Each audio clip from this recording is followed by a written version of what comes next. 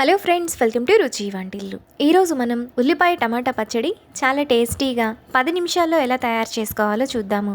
ఈ పచ్చడిని వేడివేడి అన్నంలో నెయ్యి వేసుకుని తింటే చాలా టేస్టీగా ఉంటుంది. అన్నంలోకే కాకుండా ఇడ్లీ దోశల్లో కూడా చాలా బాగుంటుంది. సో లేట్ చేయకుండా వీడియోలోకి వెళ్ళిపోదాం.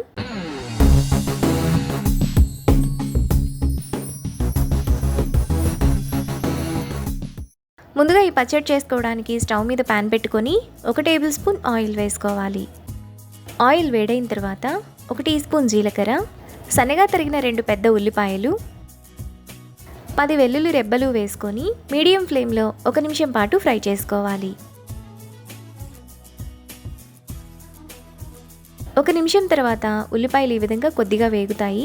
ఇప్పుడు ఒక పెద్ద సైజు టమాటాను ఇలా చిన్న చిన్న ముక్కలుగా కట్ చేసుకొని వేసుకోవాలి.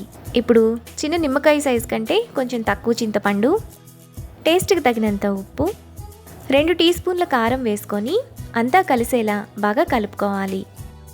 ఈ పచ్చడిలో కారాన్ని మీరు తినేదాన్ని బట్టి వేసుకోవచ్చు.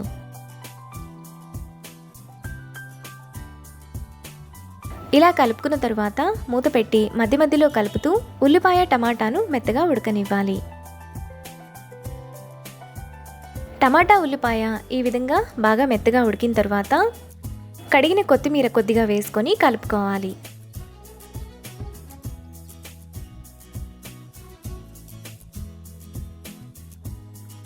ఇలా కలుపుకున్న తర్వాత స్టవ్ ఆఫ్ చేసుకొని కొద్దిగా చల్లారనివ్వాలి.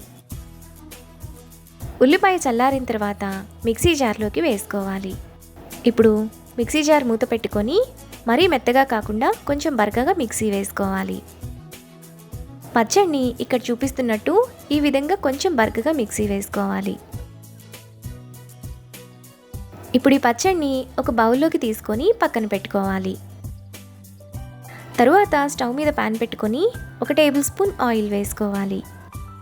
ఆయిల్ వేడైన తర్వాత 1 టీ స్పూన్ తాలింపు గింజలు, 2 ఎండుమిరపకాయలు, 1 రెమ్మ కరివేపాకు వేసుకొని ఫ్రై చేసుకోవాలి. తాలింపు వేగిన తర్వాత పచ్చడిలో వేసుకొని కలుపుకోవాలి. ఈ పచ్చడి మనకు 2-3 రోజుల పాటు ఫ్రెష్గా ఉంటుంది.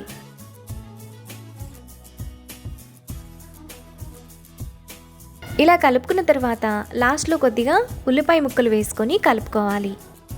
ఉల్లిపాయ ముక్కలు మీకు నచ్చితే వేసుకోవచ్చు, లేదంటే స్కిప్ చేసేయండి. మనకు చాలా టేస్టీగా ఉల్లిపాయ టమాటా పచ్చడి రెడీ అయిపోయింది. ఇప్పుడు ఈ పచ్చడిని వేడివేడి అన్నంలో నెయ్యి వేసుకొని తింటే ఎంతో టేస్టీగా ఉండే ఉల్లిపాయ టమాటా పచ్చడి రెడీ. ఈ వీడియో కనుక మీకు నచ్చినట్లయితే లైక్ చేసి, షేర్ చేసి, సబ్స్క్రైబ్ చేయండి.